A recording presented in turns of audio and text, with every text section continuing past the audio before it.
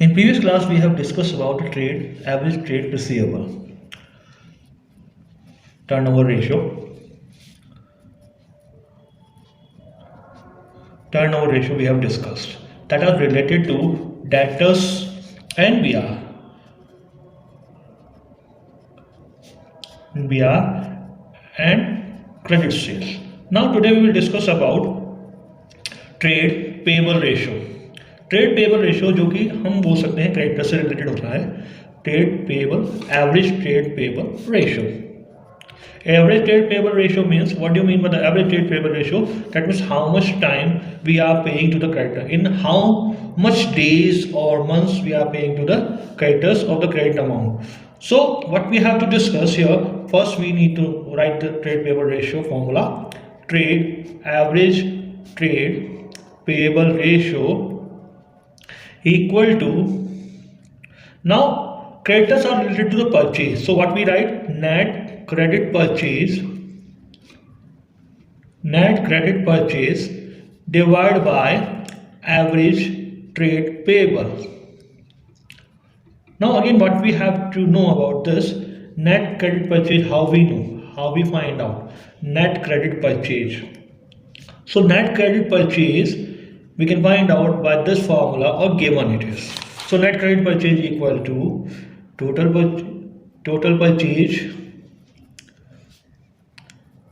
purchases minus cash purchases minus purchase return, if any is there. So this is the formula. Depend on the information, what the information is given. If only purchase given is given, no any other information mentioned, so what we do, we will assume it is totally credit purchase. We will assume it is a credit purchase. Next, how we find out average trade payable? Average trade payable we need to find out same as we find out average trade receivable. So average trade payable equal to, what we have to do, opening creditors plus opening bills payable plus closing creditors plus closing BP divided by 2. If any information not given about the closing creditor, we can find out the information it is given, that how we find out the closing creditors or closing BP from the information. But if only closing creditors, closing BP given, what we need to do, we will divide only by closing creditor and BP without dividing by 2, this formula. Okay, suppose there is total purchase given. Total purchase is, what we can say, total purchase is 5 lakh rupees. This cash purchase, what we can say, any information here may be possible, it is given in figure, maybe possible, it is saying 20% of total purchase. No purchase return is there, or maybe possible we can say 10,000 we are putting here. So what we can do here, total purchase 5 lakh. So first we have to find out cash purchase. Cash purchase is 20% of 5 lakh rupees, of 5 lakh. So what will be the amount? 20 equal to 1 lakh rupees, and the purchase return given 10,000. So we need to deduct from total purchase. Total purchase is 5 lakh. 5 lakh minus 1 lakh minus 10,000. So it will be the credit purchase, net credit purchase we can say.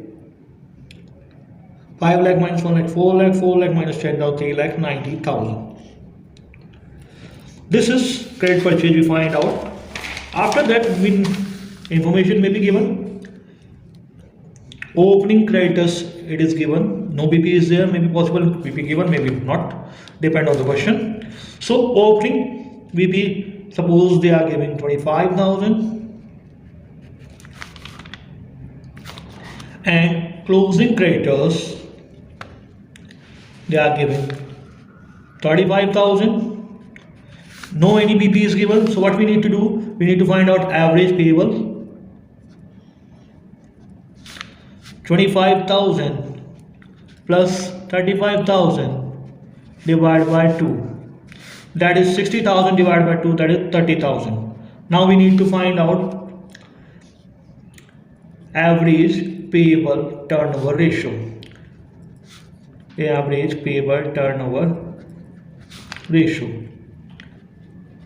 We find out 3,90,000 net credit purchase divided by average payable 30,000. We need to deduct this 13 times. So that is our average payable turnover ratio 13 times. Now the next formula is average payable period. That means in how much time we are paying our credits amount to the creditor. So that will be number of days or months in a year divided by average payable turnover ratio.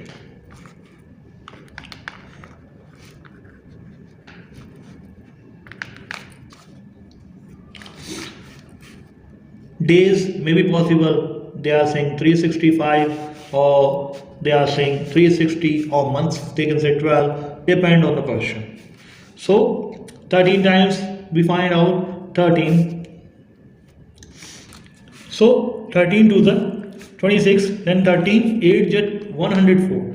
That means coming in points, so we can say approx 28 days we are paying to the creditors, approximately. So we find out the average payable time. Now total assets turnover ratio. Total assets turnover ratio. We can say sales or COGS divided by total assets. So we have already discussed what we know sales, that is revenue from operation.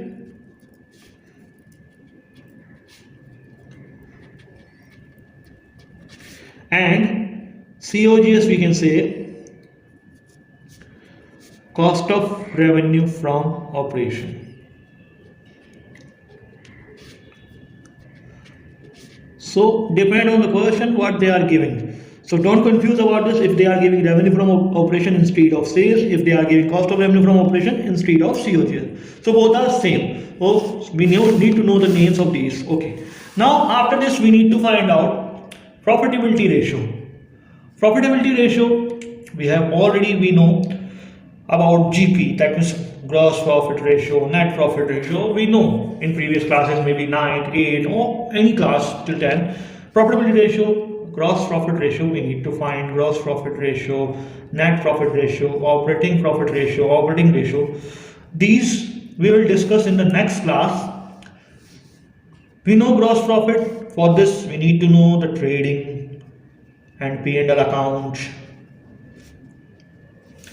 Okay, net profit ratio. So we will discuss in the next class the profitability ratio, how we find out gross profit ratio, how we find out net profit ratio, how we find out operating profit ratio, how we find out operating ratio. So if you have any queries, you can comment, you can write in comments, and if you have any problem, you can write on the comment. Thank you very much. We will meet in the next class. Thank you.